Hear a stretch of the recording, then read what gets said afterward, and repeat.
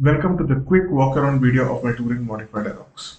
In this video, I'll try to answer all the questions with respect to the mods and share my long touring experience with these on my scooter. Each of these mods are chosen or designed by me in such a way that it does not impact the structural integrity of the scooter and has a very minimum effect on the overall performance of the vehicle. To begin with, I have retrofitted the windshield from Carbon Racing built for Dominar. It sits perfectly at the eye level, it's tall, and it's tested in the virtual wind tunnels to be super aerodynamic. The mount clamps on the scooter head are from JB Racing and are actually built for MT15. They fit directly and you need to drill holes on the visor to mount it on these clamps.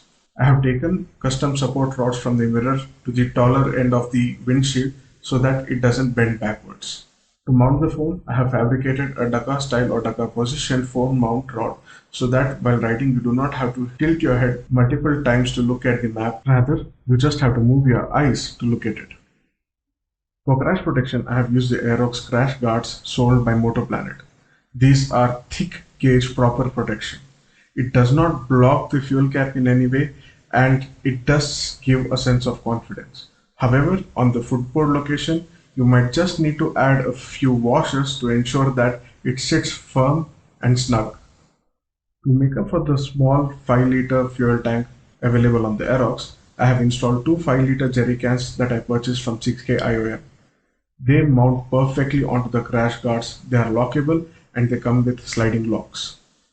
The luggage rack is once again bought from Motoplanet and is made of CNC aluminum. The build quality of the rack itself is fantastic. However, I wouldn't recommend anything beyond 3 to 5 kilos for the safety of the mounts that are provided under the seats. Also, the parts of the luggage rack that extend close to the pillion seat tends to poke the pillion in his bum or on the thighs, which I believe should be improved. Now talking about the elephant in the room, that is the suspensions on the Aerox. Now many of them complain that the suspensions on the Aerox are simply stiff. They quite forget that Aerox was advertised as a sports maxi scooter meant for motorsports on the track. However, in India it's not very practical and it does tend to throw you around a lot.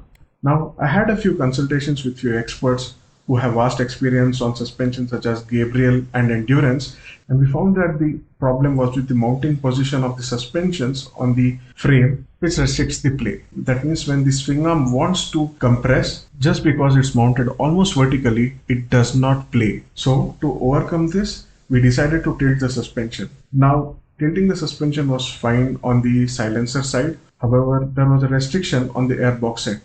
Now, not to worry, the airbox is giant and hollow and the air filter inside is really as small as a soap bar. So to accommodate this customization, we had to chop off a bit of a part of the airbox. No, this has not caused any issues in the scooter whatsoever and it's performing really fine. Moreover, the modified portion of the airbox is much stronger than the entire airbox itself. Nothing is welded to the chassis here. If you look at this bracket, which actually tilts the entire suspension, it sits on the frame and is attached to the stock mount.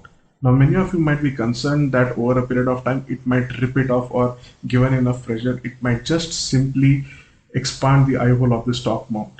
But I can say that after 1500 kilometers of road trip, of which 500 kilometers were super back to non-existent roads, there hasn't been any issue to the structural integrity of the mount. The impact or the load is directly transferred to the subframe and not to the mounting point itself. Also, you can see here there are multiple holes which also allow you to simply switch the angle of the suspension, and if there must arise a situation where you really want to go back to the stock mode, then you can simply remove the brackets and mount springs back to the stock mount.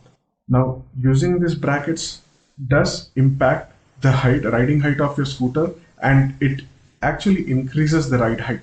It gives a better ground clearance and much more sporty feel. The added advantage is that the springs provided by Yamaha as stock on the scooter work much more efficiently at this tilted angle. Throw in a gas shaft suspension or an Aerox suspension and I'm pretty sure the shocks that you experience are going to be a thing of the past. Let's talk about the touring verdict of the Aerox.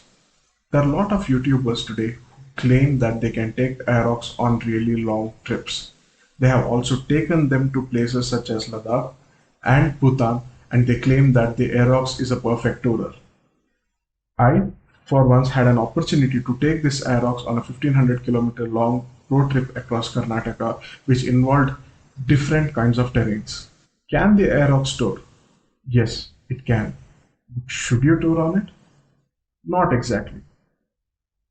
You see, these YouTubers who are taking Aerox on long road trips are not exactly showing you the entire picture. They're not exactly telling you what are the cons of taking a scooter such as Aerox on long run.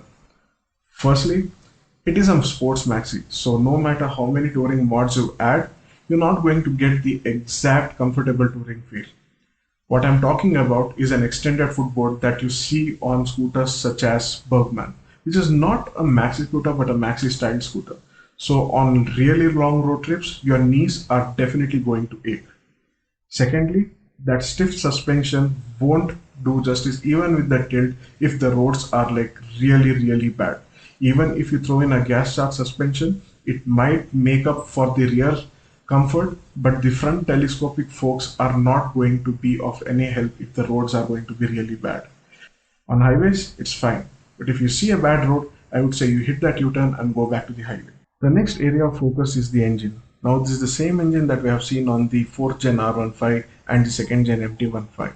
While it is liquid cooled and can do long distances, it is not a really fuel efficient version of this engine mated to the CVT transmission. Yes, on really long highways with really wide open throttles for extended period of time, at a full tank capacity, you can see a tank range of probably 100 kilometers. Yes, you got that right. You won't get more than 20 kilometers per liter. That's the worst I have got riding at 95 kilometers per hour to 100 kilometers per hour. In the city, it does fine. It does give a really decent mileage. However, on highways where you really need to munch miles, you cannot think of riding at 45 or 50 kilometers per hour. You really end up engaging that VVT, and the moment the symbol comes up and the moment you start rising up that speedometer readings, at around 95 to 100, you'll see your fuel economy reaching the worst. Under these circumstances, refueling frequently using jerry cans becomes a really big pain. You'll end up wishing that there were more fuel stations on your route rather than having to take those jerry cans off and keep filling it in your scooter. Moreover, lot of hotels don't let you park your vehicle in their parking lots with the jerry can. You need to empty it, which means you need to be aware what's the current range on your scooter and how can you effectively manage the fuel in these jerry cans such that when you're checking into your hotel, you do not have to park your scooter outside onto the streets. Coming to the last, probably the most significant disadvantage of the scooter is that it's not a mile muncher. Now, if you are a heavy person like me, whose weight is floating close to hundreds or in triple digits, and you have all of these accessories and probably a windscreen, even with the aerodynamic like the one I have, you will probably be seeing top speed of a maximum of 100 kilometers per hour. And if there are crosswinds and really high elevations, then the speed immediately drops down to 85 no matter how open throttle you hold. So that means you can effectively travel close to 300 or 350 kilometers if even with the least stops in the entire given day. If you're traveling really long distances and intend to cover much more kilometers than this, then Aerox is not the right scooter. Well, this is my entire review for touring and all the mods that I have done for the Aerox. Please let me know in the comment section below if you have any other questions, and please like, share and subscribe this video to all of your friends who have an Aerox and who are planning to get mods for your Aerox so that they can go long touring. Thank you and see you in the next video.